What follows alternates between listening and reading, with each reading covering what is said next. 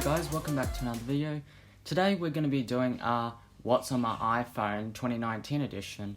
Now, I've been wanting to do a 2019 one for ages now. Since I did a 2018 one, I felt like, you know what, I'm going to do another What's on My iPhone video since it's been nearly a year now. Well, actually, at least nearly over a year now since I've done What's on My iPhone video, especially since I did one last year.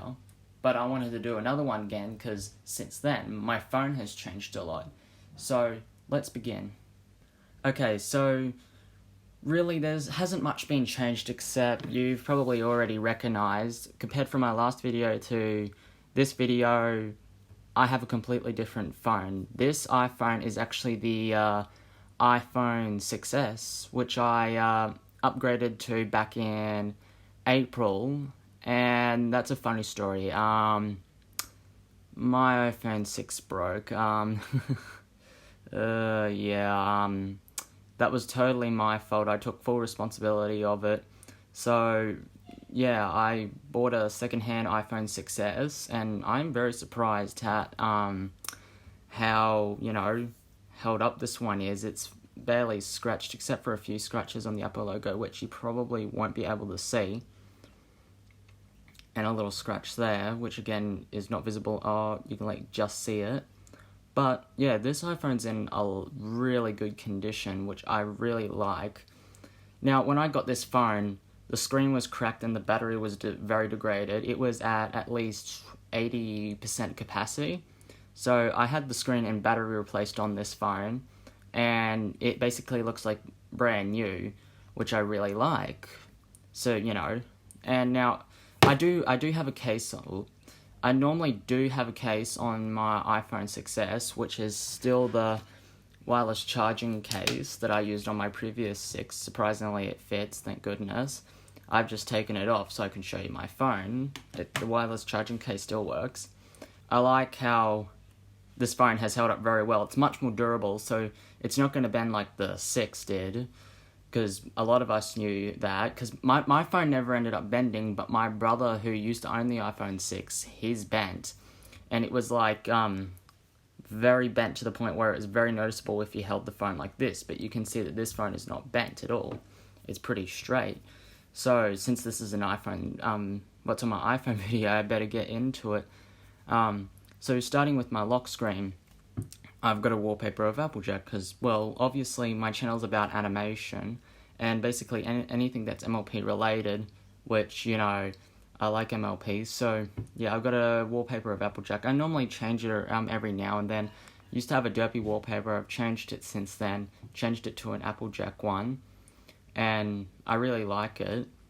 I've just changed it to a black one because I just think it matches really well with my phone. I don't know why. There are times where I use bright wallpapers, but I like to use dark wallpapers because at night you don't have that bright wallpaper, shining in your eyes. There is dark mode and night shift, but I just really like the dark wallpaper. So, get into my phone. This has also got second generation Touch ID.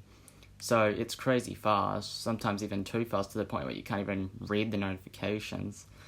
So, on the first page, we've got my messages, FaceTime, calendar, photos, camera, clock, weather, app store, and down here, we've got phone, Safari, YouTube, and fanfiction.net. So basically, what that is, it's an app where you can read fanfictions on. And I am currently reading fanfiction on there at the moment that I normally read in my spare time, which I really like to read. I've read quite a lot of books.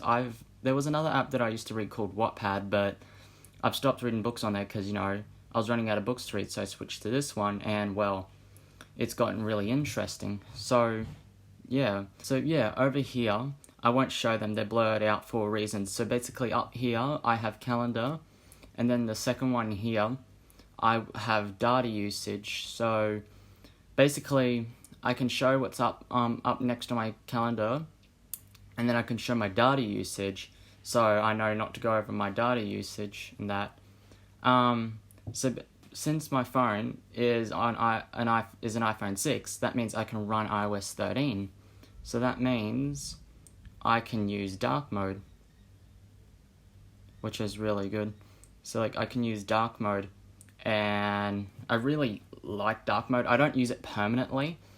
I have it on the savings auto thing. So like daytime, so when it's daytime it will be white, and then at nighttime it will be dark in dark mode. I don't know why I do this. I just like it that way, which I really like. And I really like the dark mode. It's really nice, and especially at nighttime, it doesn't hurt your eyes and that, and well, yeah, it just doesn't hurt your eyes, and it looks really cool. But if I had a black iPhone 6s, I think the dark mode would probably look even better. But I've got a white front iPhone 6, so that doesn't, really match. But still like it. So, since this is the iPhone 6s, it's got a 4K camera with a 12 megapixel camera, which is really good, especially for 2019 standards. But the one downside about the model that I've got is that I have a 16 gigabyte iPhone 6. Now my iPhone 6 was a 32 gigabyte one, but since I was on a budget, I went for the cheapest one I could find, so 16 gigabytes is, and I've got like 5.36 gigabytes available, which is, it's alright, but it gets the job done. So I don't really record 4K videos on my phone unless it's for YouTube, but I normally just downscale it to 180p because you get the best resolution. Like right now, I'm recording this video on my iPad Pro at 4K 24 frames per second, but it will be downscaled to 180p for that high crisp resolution, because YouTube has its whole downscaling thing, how it's not always crisp, which is why some of my videos have grain, which you probably won't see once I've edited this video, but I can see it right now, which I'll just quickly show you a clip of it unedited. So yeah, it normally shows grain after the video is processed. But yeah, I'm on the iOS 13.2 beta 3. The reason behind that is because I was on iOS 13.1.3, but I had a lot of issues when the phone was stuttering, lagging, and I only had this a couple of days ago, and I had to reset my phone, and I downgraded it to iOS 13.1.2, and then I upgraded it to 13.2.3. Haven't had any issues since then. I don't know what went wrong, but I don't actually know what happened, so I just ignored it, but I just hope it wasn't a really bad issue. So, yeah, and my battery health, like I said earlier, my battery was fairly degraded, so I had it fixed, and now if I check my battery health, it's 100%, so I've got normal performance, so my battery isn't going to be draining, because when I got this phone, I had it for about a week before I had the screen and battery replaced. The battery was really draining, because I saw this go, like, I could charge this up to 100, in about 10 minutes it would drop to 70, which is not good, especially with YouTube and being on data but not Wi-Fi, which I am right now. I don't have my data turned on at the moment, but it would just drop, and it would be in about like 2 hours of watching YouTube on data that my phone would die. So I had the battery and screen replaced, and yeah, again, it looks good as new. And I've also got optimized battery charging turning on. Now, hopefully everyone who's on iOS 13 should know what this is by now, where basically it says, to reduce battery aging, iPhone learns from your daily charging routine, so it can wait to finish charging past 80% until you need to use it. Now, I've looked at my battery charging levels, which have been really good so far.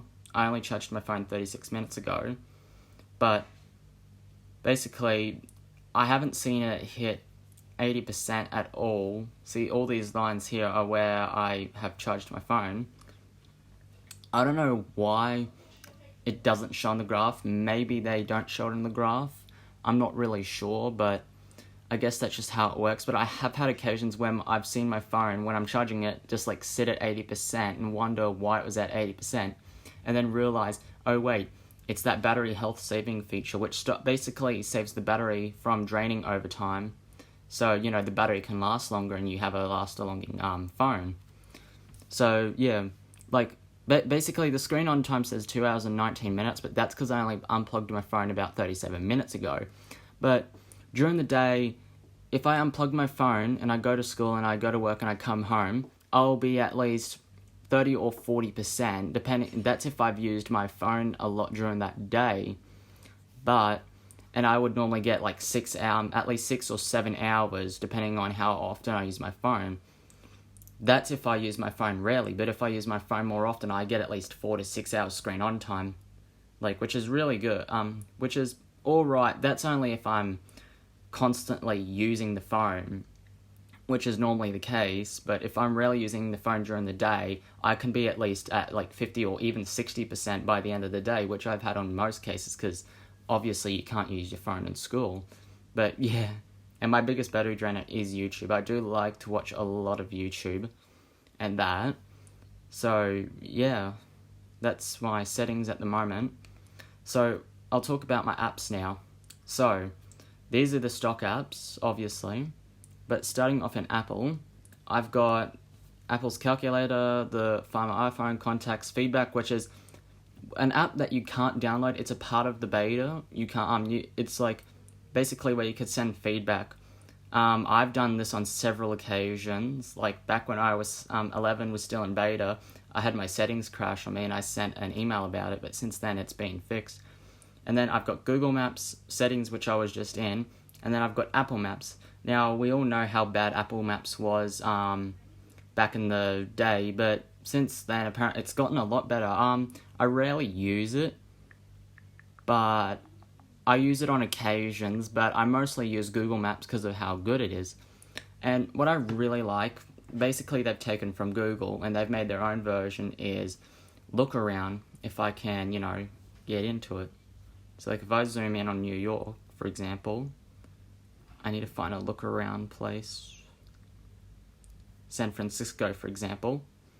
I can either do a flyover, which I actually really like, though it does need a lot of, this is AR, and do like a city tour.